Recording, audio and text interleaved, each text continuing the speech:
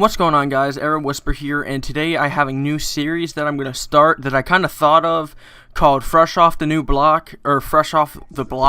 Actually, not new, but I kind of had this idea because I haven't been on for the past 3 days because the 4th we was getting ready to go out to fireworks and I came home and my ceiling literally collapsed in my kitchen. So I've been fixing that with my grandparents and some other family for the past 3 days, and we finally got that pretty much fixed for the most part.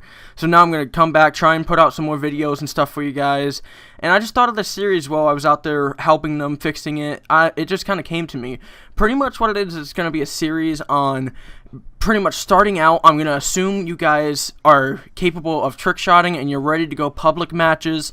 I'm going to teach you how to pretty much get up to the level where I'm at, what I used, how to get there, and pretty much stuff like that.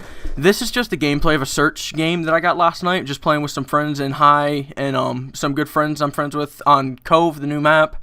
And you actually get to see some of the shots I'm trying to hit online right now, and I need one more for my episode. And also my first in era, I hit it about 2 weeks ago, and I was supposed to be getting a C2Q done on it, and I still have not heard back from my editor. That's why it's not up yet. And you know, honestly, I'm doing the best I can to get that out. But let's get on to what this series is all about now that we're done with the introduction of it. Pretty much what I'm going to start off with in episode 1 is going to be split up into, I think it was 11 or 12 episodes, something like that. The first episode is going to be, you've pretty much practiced in private match and you're ready for the real time. You're ready to go public match. So the first thing you want to learn is you want to have friends who trick shot. You want to surround your friends list with people who trick shot with you, and just friends that know how to trick shot as well. That way you can get a 6-man. 6-man is for trick shotting. When you go into search in the store, you get 6 people to go in. That way you don't have to worry about some random kid on the other team killing last.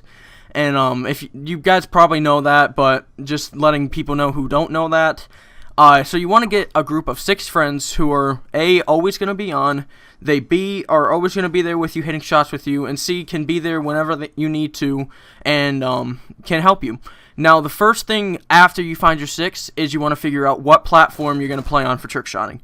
You can either be a multi-COD trick shotter, which is MW2, COD 5, COD 4, Black Ops 2, you get the example there. But that you can be a multi-COD trick shotter, or you can be a single COD trick shotter. Pretty much what I am is I'm a Black Ops 2 trick shotter. That's all I play anymore. I'll play MW2 on occasion. My next episode I'm going to be multi-COD because I want to put out more content for you guys. I'm going to go back to MW2 and stuff. But I mostly play Black Ops 2 because it's the new game out. I enjoy trick shotting on it, and it's fun to trick shot on.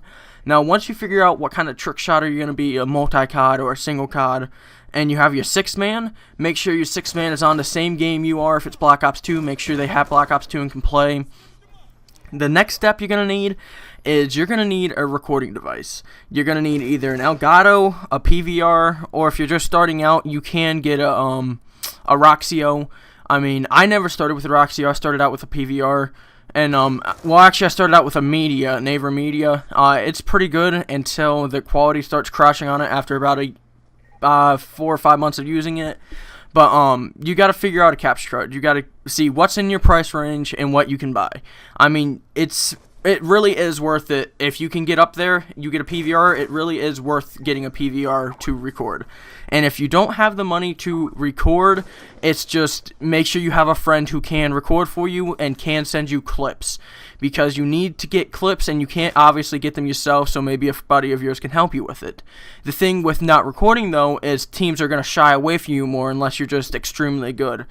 In this community, only one person that I know of has ever made it to FaZe without recording, and that was Amazed. And that's just because he was exceptionally really good. And, I mean, there are some other people who don't record that I don't know about personally, but that's just what popped in my head at first about not recording. But if you have a PVR and you record, it gives you a better chance of getting into a team. They will look at you more. Now, also, the next thing you need is once you've got your 6-man figured out, your group of friends, your platform, and your recording device figured out, you need to figure out and set up a Skype. Skype is a wonderful tool to have in this community. Skype, I use it every day because when you get in the team, they make a chat where all the other members can talk, and you talk with the leaders and stuff like that. And it's just easier to get in contact with people on Skype. I mean, if you don't have a Skype and you're trying to trick shot, it's really not the best idea to do. You really have to have a Skype in this community. So you want to make a Skype, make it a name that you'll remember and that you will remember the password to and everything. And also that once you do that, give it to your friends. That way they can send you your clips that you hit if they're recording for you.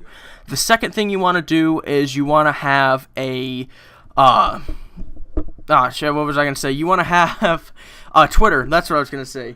Twitter, a lot of people say that they don't use Twitter, but honestly, I use it every day because it's a great way to interact with my subscribers and fans, and it's a great way to interact with bigger known people. I always respond to people on Twitter, on my Twitter, who tweet me. I'll always respond to them, answer their questions, everything, and it's always good to have a Twitter because you can also tweet bigger people, like I said, and a lot of them will actually reply. When I was probably, I don't know, back when I was in Aqua or WP, when I had a Twitter, I made a Twitter when I was in WP, I was talking to people who was in Soar and FaZe. They love interacting with people on Twitter. If you want to talk to your inspirations, most of them will answer you back.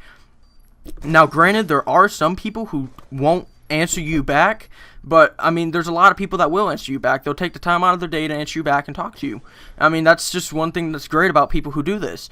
I mean, most people, I can guarantee most people that you would tweet, like Inera, for example, would tweet you back. We're all real nice about it. We always tweet with each other, and it's just fun. I mean, Twitter is a great way to interact with people. Now, once you get a Twitter set up, and now it's time to get your YouTube channel set up. So you want to get your YouTube channel set up, and you get it set up to where you have a good background, and you have, like, your channel looks pretty professional, even though you're just starting out. The better your channel looks, the more people will become attracted to it.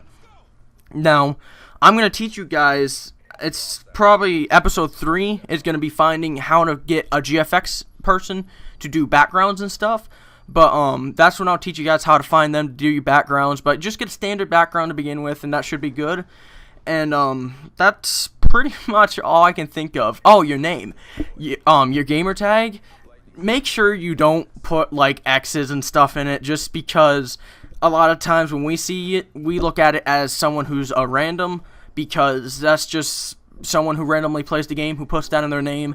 Make sure you have a good name that you're going to stick with. So, like, when I first started, I started out as Reflect. My name was Reflect. I started as Darkhawks was my original name, but when I first started getting into teams, I changed it to Reflect.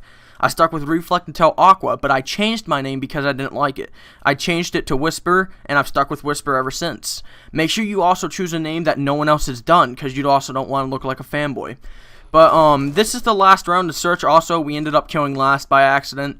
But that's pretty much it for episode 1. I hope you guys enjoyed. I hope you guys, this will help get you started, and I hope you like this series. I'm Arrow Whisper, and I'll see you guys later.